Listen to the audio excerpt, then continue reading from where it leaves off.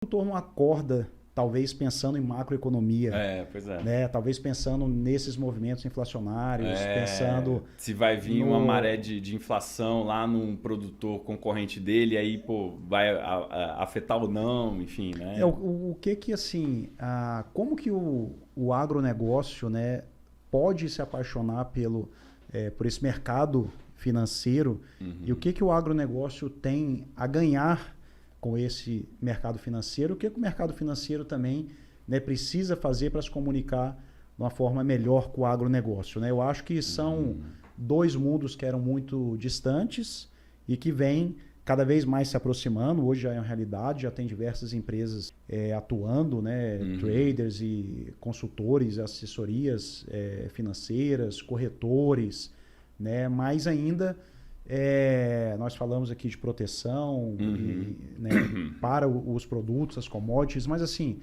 como que, né, a gente faz aí uma integração desses dois mundos de uma forma inteligente, né?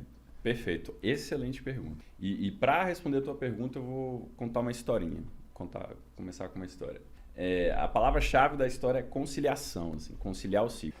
Em 2002, quando teve a primeira troca de governo democrática, né, ali do Fernando Henrique para o Lula, a gente viveu um ciclo econômico que ele andou conciliado naquele momento com essa questão da transição política suave, assim, foi muito suave.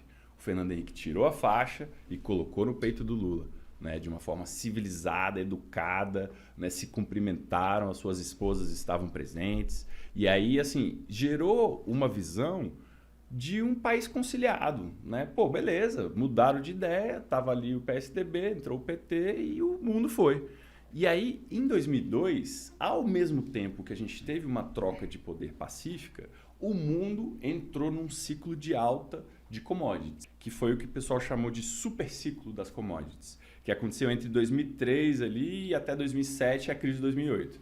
Ele morreu de fato em 2008, vamos dizer. O Brasil surfou uma onda, os países em desenvolvimento também. Total, mas total. Não sei se por um mérito de necessariamente a gente ter uma transição pacífica. O mérito não está nisso, mas foi a coincidência dessa conciliação de ciclos que potencializou. Por quê? Porque em 2002, quando começou o processo econômico do governo, o dólar foi a R$5, né? 4 e tanto. Primeira vez na história, povo desesperado, caramba e tal. Aí nos primeiros 3 a 6 meses, a equipe econômica que chegou manteve ali as bases, o tripé macroeconômico, enfim, metas de inflação, né, câmbio flutuante, manteve ali a rocha pilar que já existia economicamente. Isso começou a gerar um otimismo. Não vai ser um aventureiro, não vai dar calote na dívida, aquelas coisas que se falava do Lula, né? E aí, quando começou a ter essa confiança, e aí a produção veio forte, né? Pô, o Brasil deu show naquele período e as commodities valorizando, carregadas pelo apetite chinês voraz, que crescia 8, 9, 10% naquele período, né? Então, naquele momento, a gente viveu a tempestade perfeita do bom sentido das coincidências. Uma transição tranquila, um super ciclo, uma superpotência crescendo forte, demandando produtos, demandando matéria-prima de forma intensa e o ciclo de baixa de juros nos Estados Unidos, que aconteceu, né? Então, tudo isso, cara, tudo isso junto gerou aquele boom de arrecadação e que tem hoje, até hoje, as nossas reservas internacionais lá, acho que está em 360 bi, 350 bi, eles andaram queimando um pouco, mas os 350 bilhões de dólares, mais de R$1 trilhão, foram acumulados pelos superávites do agro dessa época ali. Até hoje é o que segura, é a nossa rocha ali do real, né, para o nosso câmbio não desvalorizar muito, são essas reservas internacionais acumuladas pelos superávites do agro de 2002 a 2008. É isso que está lá até hoje. De 2008 para cá não cresceu nada, só diminuiu, né? Então foram esses anos dourados que seguraram a barra do nosso câmbio, que geraram esse crescimento. E isso, como eu estava falando, eu acho que foi uma grande coincidência dessa conciliação de ter um momento da produção tá indo bem, a transição suave e uma demanda alta, né? E aí agora, a gente está entrando num ciclo muito parecido, só que com muitas nuances, né?